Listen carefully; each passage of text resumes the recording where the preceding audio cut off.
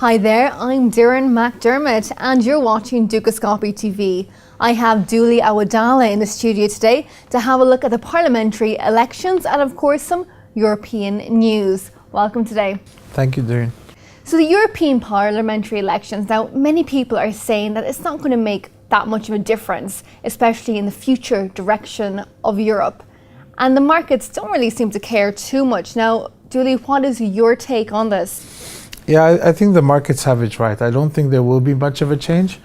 The current composition of the European Parliament is quite well diversified, and with no party holding or group holding more than 35% of the seats. So I think the new elections, the new Parliament will reflect that as well. It will be somewhat similar, and I think all of the mainstream parties will maintain their position. Now, the one country, some say, is actually the exception to this rule could be Greece, because if Syriza actually gets more votes than the coalition parties, there could be a national election. Now, it would put the whole country in jeopardy.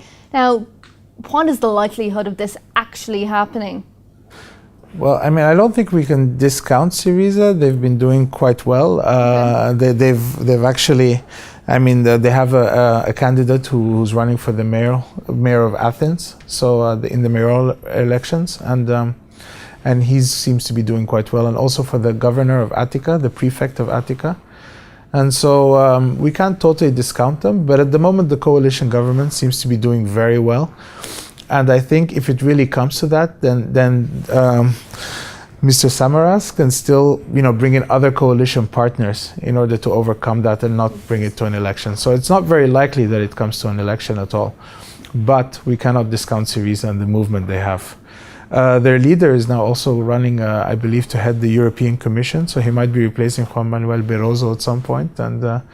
And definitely it's something to be reckoned with, in the sense that the Greek voters have shown that they're sick of austerity and they're willing to look at fringe parties outside the two mainstream ones. And Dooley, we have some Eurozone data out this week, but in terms of the euro dollar, many have been keeping a close eye on it because of Draghi's recent comments about potential easing now in June. Now, what are your views? And of course, where do you see the euro dollar heading in the short and of course, medium term? Yeah, I mean, I think Europe is no longer really benefiting from the Federal Reserve's quantitative easing program. Obviously, a lot of the dollars that were printed in the US found their way through the global economy into the Eurobond markets, and they provided a lot of support until now. So basically, Mario Draghi could always claim that he will do anything to maintain the euro without really having to do anything, because the Federal Reserve was doing it for him.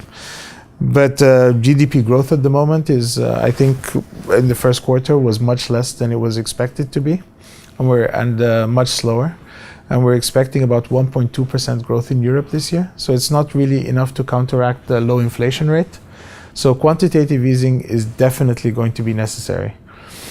The market knows this, and his current comments will put downward pressure on the euro. So I think in the short term, we'll definitely be testing the 134.70 region. And then depending on what comes out of it, if we break the 134.70 support, then we'll probably head down to the 127 range over the long term. So, but what's important in all this is what kind of quantitative easing the ECB is going to put. Because even if they cut rates now further from 0.25, let's say by 10 basis points to 0.15, which the market expects, it's not going to really have much of an effect, because anyway, in real terms, interest rates are negative compared. So it's not going to. What we want to see is the ECB start the printing presses, and we want to see an aggressive, input of monetary stimulus into the economy. Dooley, thank you very much. Thank you. And thank you for watching Dukascopy TV. Do stay tuned, do not go anywhere, as we have plenty more interviews heading your way. See you soon.